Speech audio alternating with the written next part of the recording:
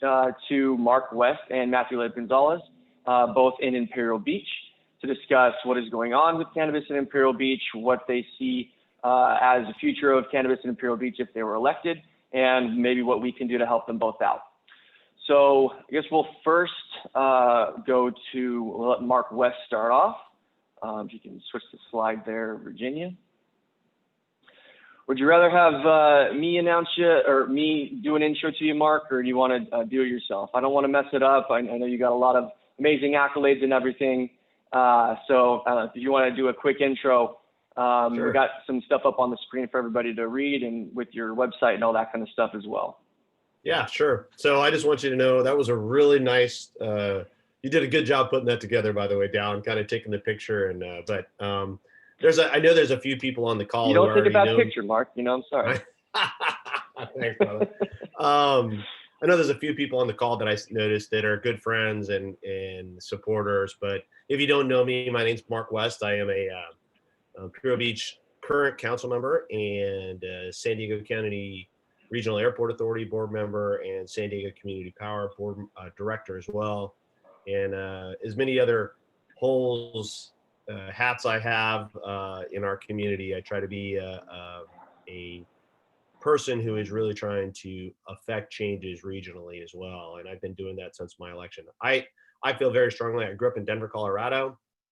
I witnessed how cannabis transformed I used to live in a kind of a home that didn't see much increasing in value. And then the cannabis industry came along and I saw a significant change because I owned that home from when I was in college. So it was really, I've been a big supporter of cannabis for a long time, and I feel very strongly. I actually own part of a cannabis company, Craft Canna, up in Northern California. And I feel very strongly that if we're not thinking about this and COVID is going to change the commercial property landscape of the future. And cannabis is one of those businesses that I feel very strongly that will lead us out of the problems that we're seeing, because we're going to lose, just for instance, in my community alone, I think I'm going to lose 25% of my existing commercial real estate just because of the challenges that we're seeing right now. And I think that I look very strongly towards the future that cannabis can fill that void. I have, as Dallin knows, Dallin and I have been working on this. I wrote the Imperial Beach ordinance that is currently in process, and I have plenty of that I can discuss on that, and I will go into that at more actually after this. But I've been working very hard. It's a challenging topic. I think that there's a lot of people who are stuck in the old and stuck in the past, and are not willing to look at how this can be a revolutionary medical assistance. I see it. I'm a veteran. I see a lot of my friends who are veterans who have suffered PTSD, and this is a way that they have dealt it. And then also in myself, when I broke my neck 5 years ago surfing, it was the only way that I could actually sleep. So I've seen the power on both sides of it. So yeah, so that's a little bit about me. And I will go into more things about our city and what we're planning, but I'll give a little time for Matt to introduce himself. Okay. All right, great. Thank you so much, Mark. All right, Matthew, good to have you. Hope you were able to get in okay and everything. We really appreciate you joining us from the road there. So Virginia, could you switch the slide? Also, same thing. We got a little intro to you, but if you want to just introduce yourself real quick, tell us a little bit about you, that would be great. You're on mute. Still on mute. Can you hear me now? I apologize. No worries. My name is Matthew Leyba-Gonzalez. I'm running for District 4 City Council in Imperial Beach. I am a veteran, just like Mark is. Unfortunately, I don't have the experience in the cannabis industry like Mark and Dallin, but I'm very open-minded. And me being a candidate, I have to understand that my role upon being elected as a city council member is to be as open-minded and to understand that that position is for the best of what's the residents in District 4, in addition the city. So I've been doing research. I've been trying to get up to speed with the whole industry, and so far from what I've been exposed to and what I've been reading, it's really promising to me. And that's pretty much where I stand. Okay. Yeah, and I mean, we know that you're still a candidate and everything, but you being here still means a lot. And we hope that you can learn a bunch from this, from this webinar as well, just to help you out a little bit. So, thank you. Okay. Yeah, absolutely. Thank you for coming. Okay, so I got a couple questions, and I want this to be more of a conversation and everything. So, both of you feel free to jump in depending on the questions, how you feel, if you have anything to add, so on and so forth. Okay. And then everybody that's joining us, if you do have any questions, we have a Q&A section at the bottom where you can you can answer those, or pose your questions there, or in the chat as well. But yeah, if you have any questions, please put them in the Q&A down there, and we will get to them when we get to the question portion. So, do you mind if I do you mind if I give an update on where City of Imperial Beach currently stands? Do you mind? That was gonna be my question. So yes, please. Yeah, what's going on in Imperial Beach right now? Yeah, sure. So, like I said, I drafted the cannabis ordinance. It was that was ratified by the city.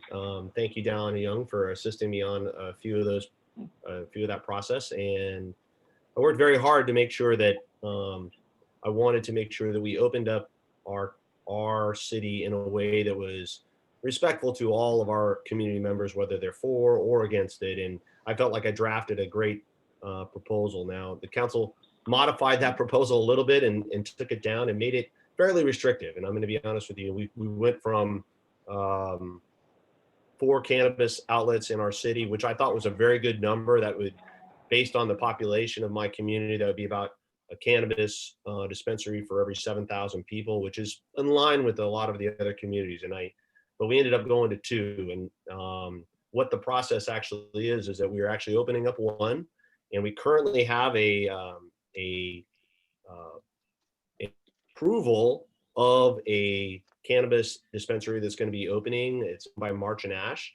Unfortunately, as many of you know, this happens. It was actually an ordinance. I mean, a lawsuit was filed against it because one of the people who were rejected by the staff, who didn't follow the instructions, sued the city. So we're in the process right now of working through that. I'm very excited at the ordinance that I wrote, because one thing, I required the building or the new construction to be built to LEED certified gold, to make sure that it includes electric car charging and all those things, because I wanted to give back to the community and take it. And they've actually, March and Ash purchased an old car lot and are going to put a great building on it that's going to meet all those requirements. So it's obviously a plus for my community. Now, we've been meeting continuously with March and Ash, and our staff is working. There is no injunction to stop them from moving forward, but the litigation process, as many of you are probably aware of right now, because of COVID, is slowed down to a snail's pace in many ways. So we're really hopeful that we're going to continue to move forward with this. My ultimate goal is to, once we get this 1 cannabis dispensary open, then their clock starts at that time. And then if within 1 year, if we don't see an increase in crime, which I think is almost guaranteed, that they will open up a second dispensary in the based on our distances that we have required. And I feel very strongly that we're going to move forward with this. I would like to see us go even further. I am not giving up hope that I will someday have 4 dispensaries throughout our community. And I think that it's going to require us to make some changes, but anybody who ever believes that a law is written and stays in effect the same way for its entirety is crazy, because they get changed all the time. So I feel very strongly that if we have the right counsel to make changes on that and move forward with it, because I think, like I said, I think this is the opportunity to take some of the retail retail places in my community, put great hardworking businesses that contribute to our city. So I look very forward. So essentially we open 1 year later, we open on another one, and then we'll see how we can go after that. And that's what I'm planning on putting forward a change to the ordinance. So that's kind of where we stand right now in Imperial Beach. Okay, awesome. Yeah, that was great. And I think that's definitely the update that we were looking for. And you did touch on a couple different things, which were some other questions I had written down. Like, for example, yeah, COVID is, the elephant in the room everywhere, right? So you did touch on it a little bit about, being able to potentially use these and bring in some more businesses to help with revitalize some of the commercial areas and everything like that.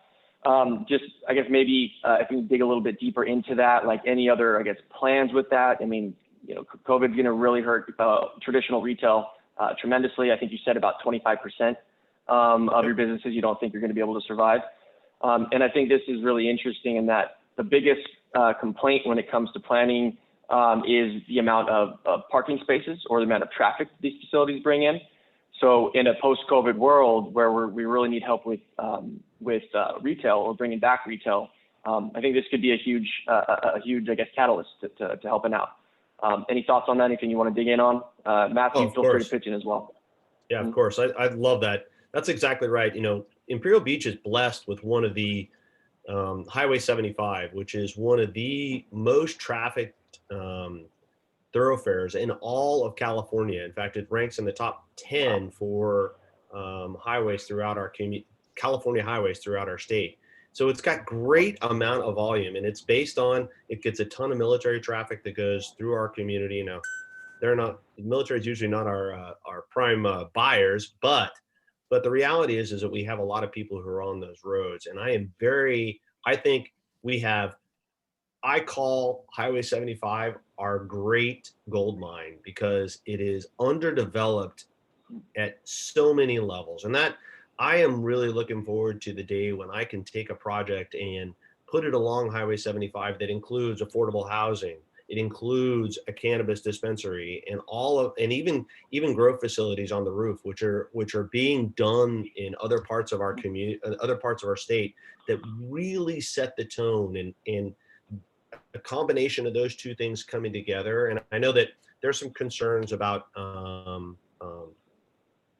smell and those things and go on and so forth. But I think that the filtration systems that are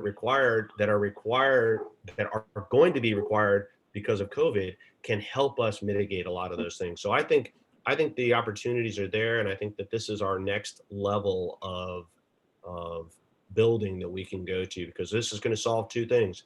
It'll help real estate, it'll help businesses, and affordable housing. What more can you ask for? Yeah, that's a very good point. Very good point. Matt, you have anything to add on that?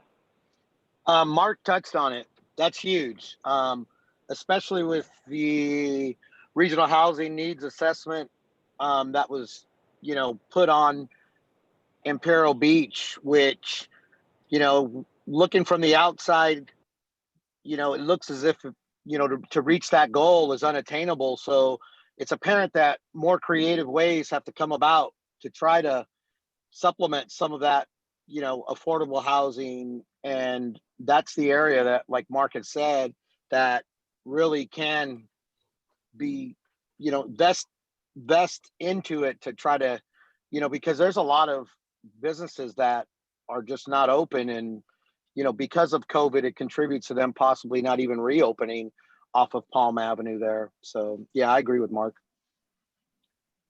Hey, Stephanie, I think currently the ordinance that's written does limit the license types that we have. Right now, we're currently just looking at dispensaries. So, but I don't think, I was able to take most of the council to some of the grow facilities throughout San Diego County, and some of them are, some of them are really great, are done really well. So I'm going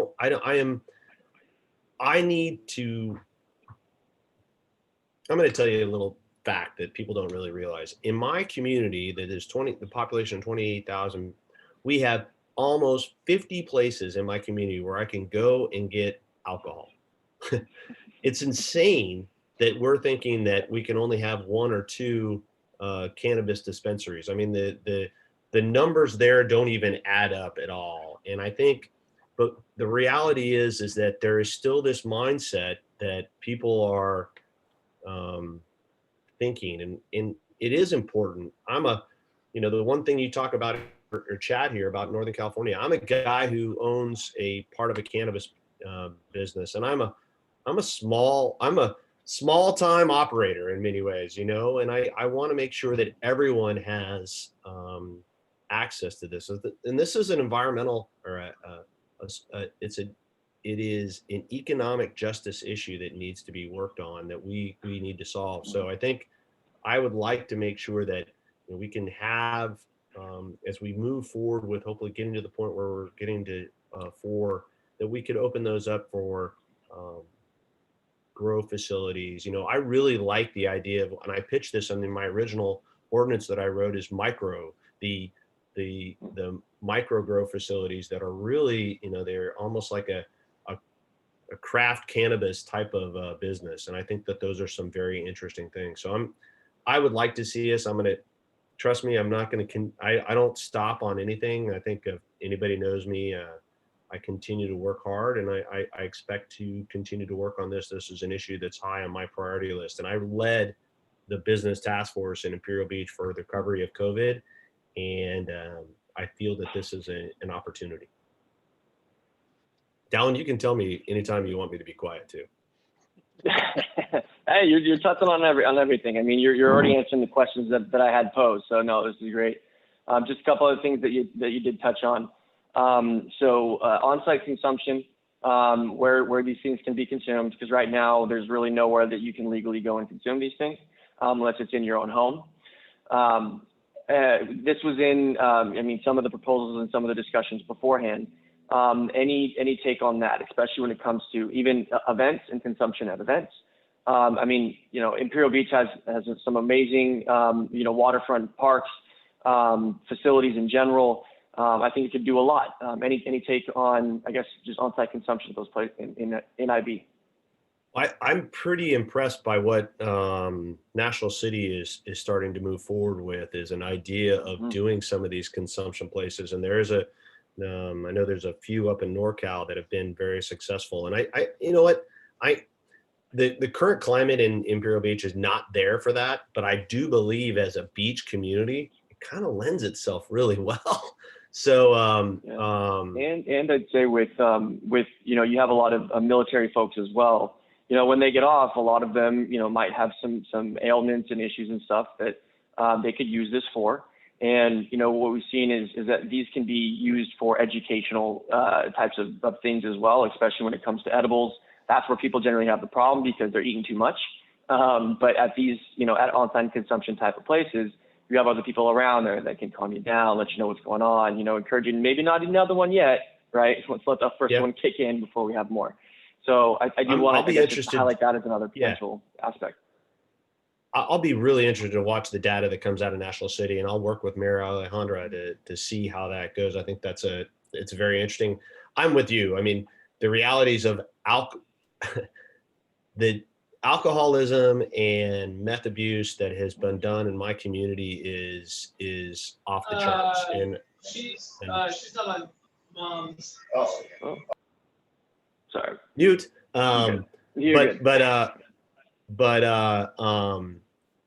I really believe that cannabis is safe, and it is something that can be done on a facility, and we don't need to be driving all over IB. It's a small town, so it fits really well in our community. So it's not there yet, Dallin, and but it's not something I'm giving up hope on. Okay. Cool. And then last question I had is social equity. In IB, there's there's a big Latino population there, and I think it's pretty diverse overall. I don't know if this has come up too much or if this is something that you all thought about too much, but you do have just the one facility now Is there any thoughts or discussion about maybe providing social equity opportunities in the future ones, or adding that as part of any adjustments to your ordinance? Yeah, I'll be honest with you. You know, when I wrote our climate action plan, I put in environmental justice in there because I thought it was really important. But the ordinance for the cannabis was the first one I wrote, and I'm going to be honest with you, I jacked it up. I totally missed that. I didn't even think about it at the time, and I blame you, Dallin, because you didn't let me, you didn't get me in on it. It's all your fault. But no, I think that it's really important that social justice be a part of it, and I like what the city of San Diego put in especially Chris Ward has been doing to try to get minority-owned cannabis businesses. So I am very interested in that. I think anything that I can do where I can level the playing field for small businesses and for my community is what I'm in favor of. All right, excellent. Okay, that's about it from my my questions here, and I think we touched on a couple that were posed. Just want to.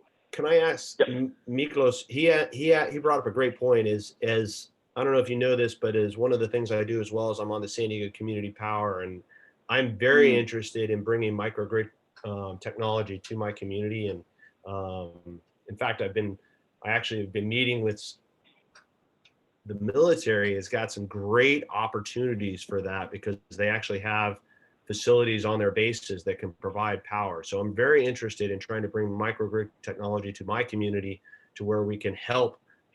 The bad thing about grow facilities, they consume a ton of electricity. So you really got to balance that out. So I'm very interested in it, and microgrid technology can be the way to go for sure. Okay, cool. Matt, let me know if you have anything to add with any of these.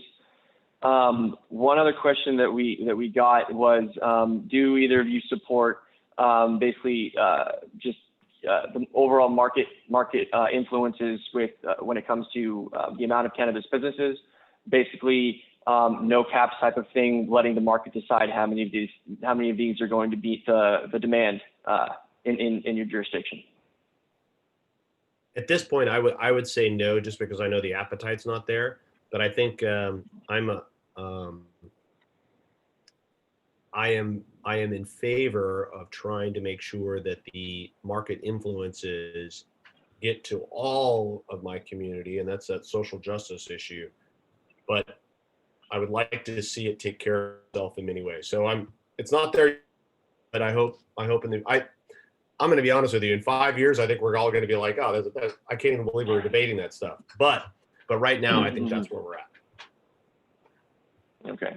All right. Got it.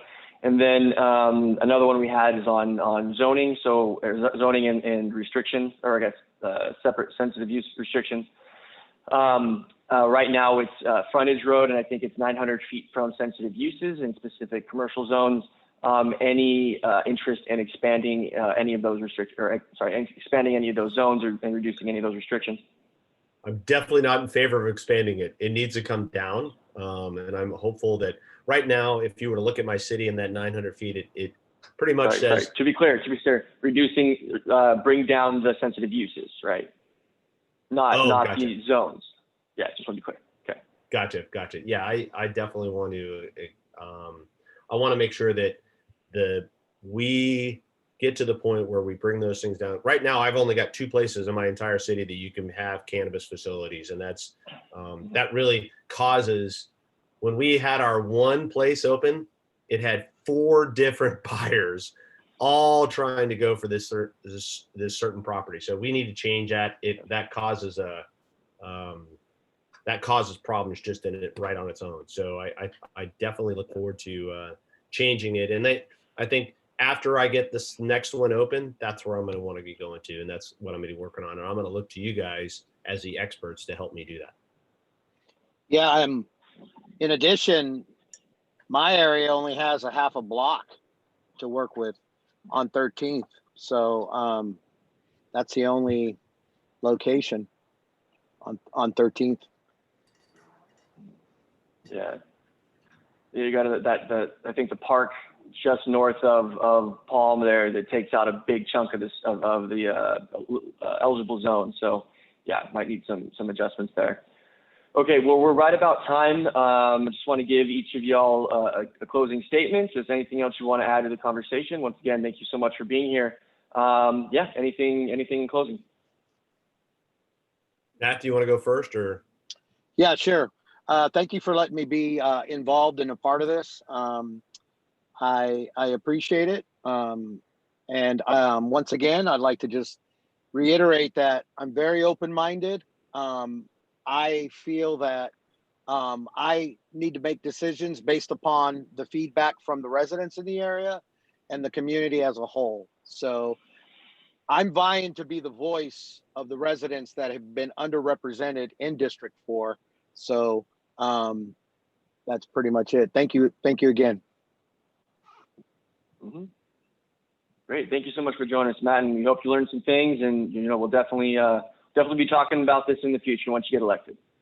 Also, both of the links and donation links are in the chat for both of the different candidates here.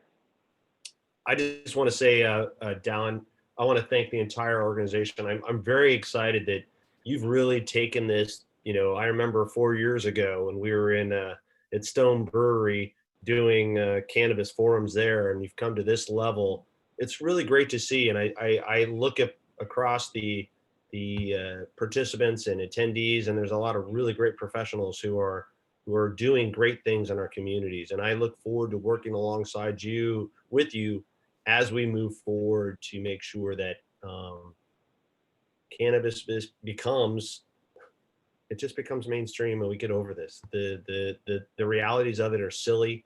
There are so many good things that it is doing for our communities. And I think very strongly that it is a way to bring, to level the playing field on so many ways. So I look forward to working with you, and I look forward to continuing. And you can anytime you guys have any questions, or if you would like just a question, I'm going to give you my phone number. It's 619-307-9247. So and I'll say that one more time, 619-307-9247. Call me at any time. Brenda, don't be calling me late at night though. You know I'm in bed early, so. But thank you so much. I appreciate it. Brenda's trouble. I know she is. Yeah, cool. All right. Thank you so much, Matthew and Mark. We really appreciate you both being here today. Good luck with your election coming up. Oh, people are voting, so hope that doesn't make you any more nervous. But yeah, good luck in your election on November 3rd, and we look forward to working with you and chatting about this in the future. Thank you both for coming. Take care, Nora. Links to both of their websites in the past.